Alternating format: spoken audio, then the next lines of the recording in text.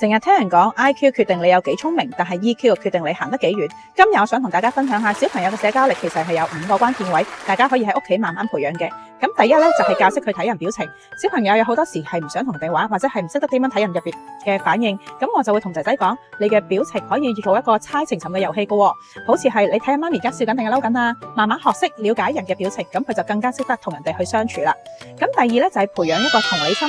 有陣時候小朋友輸咗嘅時候會唔開心，咁我就會問佢：你輸咗會點啊？等佢開始學識換位思考，社交關係就自然會更加穩陣啦。咁第三咧就係學識去表達自己。好多小朋友生氣或者係嬲嘅時候咧，佢淨係識得喊，咁我就會教佢：媽咪而家唔開心係因為啲乜嘢，等佢知道其實表達情緒唔等於係錯，反而係一個成熟嘅表現，亦都係一個好重要嘅一步，識得去表達係好好噶。咁第四咧就要練佢嘅處理衝突啦。社交唔代表冇爭拗，我哋會玩一啲唔同嘅角色遊戲，等佢知道如果佢想玩瀡滑梯，但係朋友又想玩嘅時候，咁應該點啊？等佢知道自己係有方法去解決，唔係淨係一味去爭，一味去搶嘅。等佢練佢自己 EQ， 仲可以練佢自己嘅思考能力。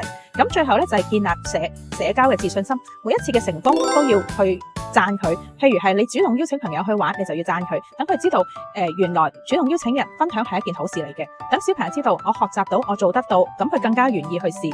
咁信心亦都係喺呢一個小小嘅步驟，唔同嘅生活中去練習，去形成呢一個嘅社交力嘅。咁社交能力其實就唔係天生嘅，係要慢慢培養出嚟嘅。有情緒、有表達、有同理心嘅小朋友，自自然然就會更加有魅力啦。